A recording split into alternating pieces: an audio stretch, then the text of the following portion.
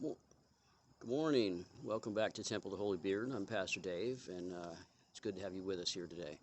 Um, Today, I want to speak about something. We call it the word of the day today is cohabitation. You may know what that means, you may not, but just want to talk about it a little bit. Again, I keep mentioning times are tough. You may not have seen it yet. If not, that's great. Good for you. But a lot of people have. Unfortunately, there's a lot of people who have lost their homes already, one reason or another. Some people have been able to move into an RV and just kind of change their living situation. Some people, unfortunately, have had to move into a tent and go somewhere else, go live wherever they can pitch their tent, unfortunately. Sad to see, and I hate to see anybody in that situation. There's a lot of people, thankfully, who have been able to move in with somebody else, be it a friend or a relative or just some good person willing to offer up a room.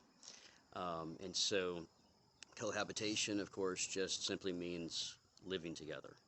Um, and so if you have a room available or a garage that you can convert into an apartment or a basement or something like that, and you're willing to extend that, offer that out to somebody to use, I'm sure somebody would be grateful to have it.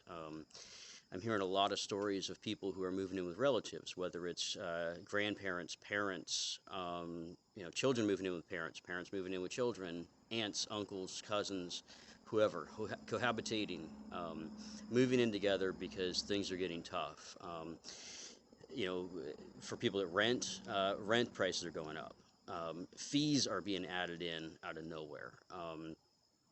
Everything from garbage removal to, water, sewage, recycling, you name it. If there's something that you're being billed for, the prices are going up right now. And unfortunately, one thing at a time, it may be manageable. If simply out of nowhere your trash removal goes up by $5 a month, that may not be a big deal. But a lot of people are mentioning it's going up more like $50 a month. Plus, gas is up, food is up, electric is up. We're hearing official numbers coming out of government saying that cost of living is up roughly 9% right now, and people that really know how to run the numbers and are more observant are saying it's much higher than that. Just from what I'm seeing, what I'm hearing, I put the estimate closer to 30%.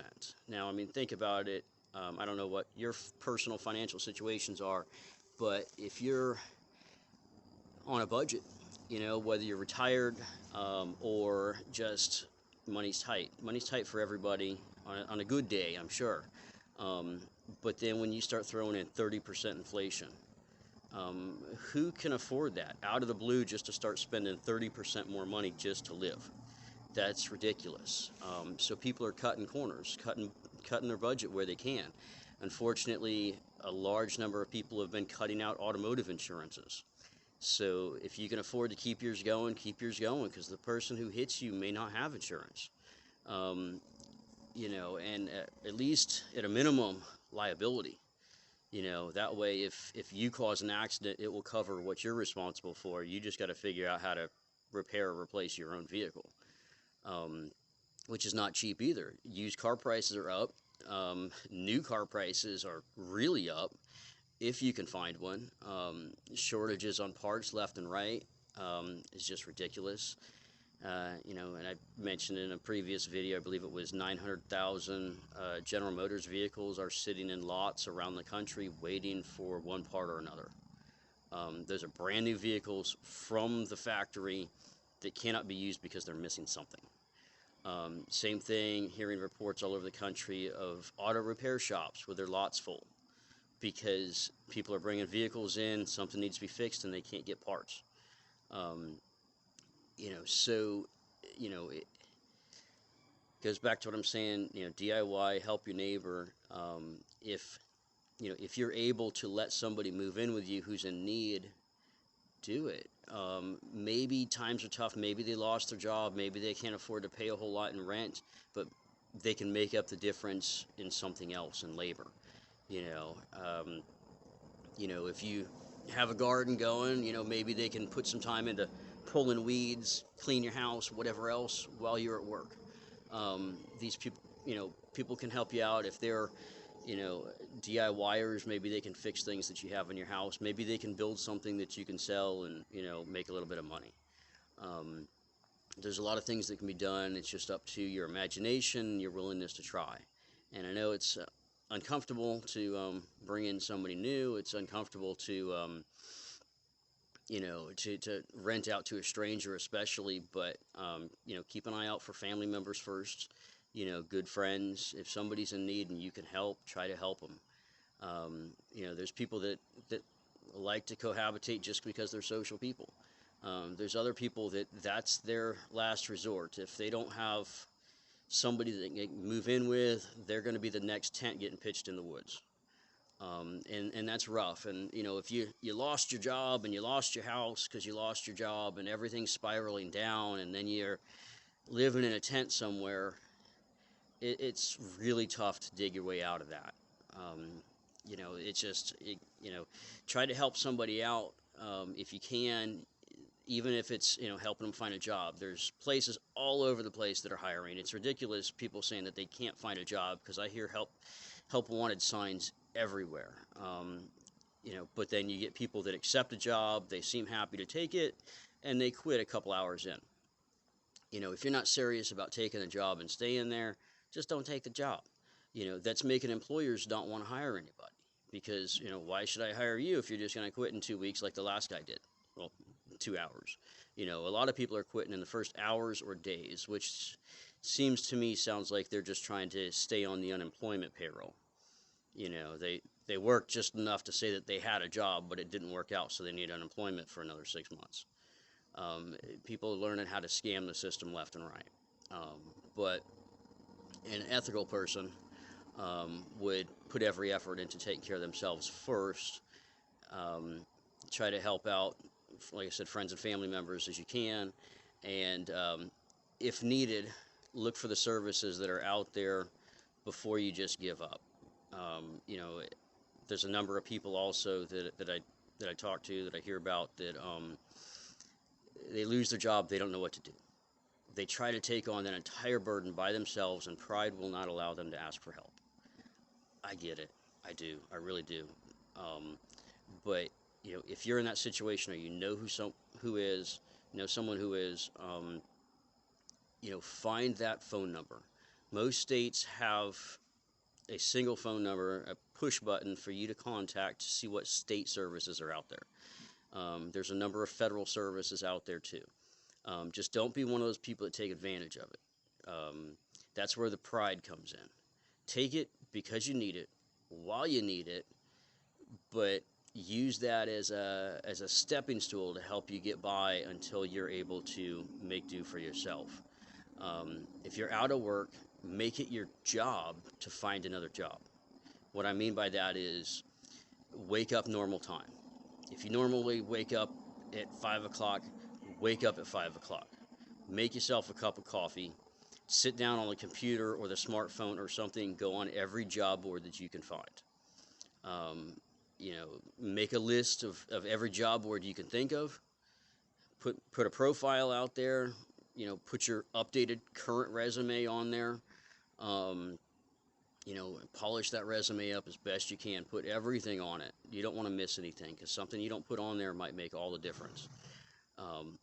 But don't just apply for one job and wait for that person to call you back. That's not likely to get you very far. Apply for every job that is a good fit for you. Every job that you think that you'd be good at, you think you'd enjoy. It's a lot easier to say no after you've interviewed and found out that it wasn't right for you than it is to get them to call you. So, and same goes for friends and family. If you know somebody who's in that situation, help them out. Give them the little nudge. I mean, if you can make a list of job board websites, hiring fairs, and whatnot. Hiring fairs can be tough, but a lot of people do get hired from them. 10 or 15 copies of your current resume and just hand it to everybody there. Talk to everybody you can. Um, you know, it can be a lot of work, but you just need one person to say yes. So, if, like I said, if you know that somebody's in that situation, try to find out what their qualifications are, what their experience are, and, point them in the right direction. Like I said, find websites they can apply for. Look and see if your company's hiring something that they might be able to do. Again, when you're in that situation, you got to kind of put pride in check. You might want this exact job that you've always done because that's what you enjoy and that's what you're good at. However, you might be able to do other things also, maybe for a little bit less money, but it'll get you by. It'll pay the bills until you can find something better, which I hate to say, only stay there until you find something better. But the reality is, taking care of yourself and taking care of your family includes making money somehow. There's a lot of things that you can do that are online jobs, working from home, whatnot. Don't hold your breath from those. There's a lot of get-rich-quick schemes and whatnot. If you pay them such and such money, then they'll help you make $1 million a year. Yeah, I'm sure it works for some people, but don't hold your breath for that. Like I said, if you're in a bad situation or you know someone who is, encourage them to not give up and don't let off. You're used to working certain hours. Make it your job to find another job or keep busy with other things. Said help out a friend if you can, do a DIY project, do something. Money that you're not spending is money that you're saving that you can use for something else or not have to stress over at least. But going back on cohabitation, like I said, if you find someone that's in a tough strait, maybe don't necessarily wait until the ground's falling out from underneath them. If things are spiraling out of control and it's not going to work, maybe your situation is spiraling out of control. You find someone else that's in a similar situation, maybe you can move in together, pool your finances, and be okay. Rather than having two people that are out, live together. Maybe it'll still be tight, maybe you're still struggling, but you're getting by. You're not in a tent. You're not worse off than you would have been otherwise. So think about that. Let me know in the comments, what does cohabitation mean to you? Do you have any other suggestions that I haven't mentioned here that I've forgotten or overlooked? Let me know in the comments. If you're able to help a friend out that's in a bad situation, do it. Things are getting tough right now. Like I said, if you haven't seen it yet, if it hasn't made it to you, give it time. It will. And maybe take advantage of the good situation that you're in to get ahead of it. Because it's going to be a while before things start looking up. And I hate to say that, and I hate to sound like doom and gloom, but, like I said, you got to start taking care of yourself, taking care of your family, taking care of who you can, while things are good. Yeah, let me know in the comments what you think. Let me know if there's anything I've forgotten to mention, if you have anything to add, or if you just want to give me a little bit of feedback for something I've said. I appreciate your comments. I read all your comments. I look forward to your comments. If you enjoyed the video, make sure you give me a thumbs up, like it to show your support. If you haven't already subscribed to the channel, subscribe. I want to try to keep making these videos. I've got big plans for a bunch of other that I want to make, so stay tuned. Give me some time, but they're coming. All right, thanks for watching. Again, this is Pastor Dave for the Temple of the Holy Beard, and I'll see you next time.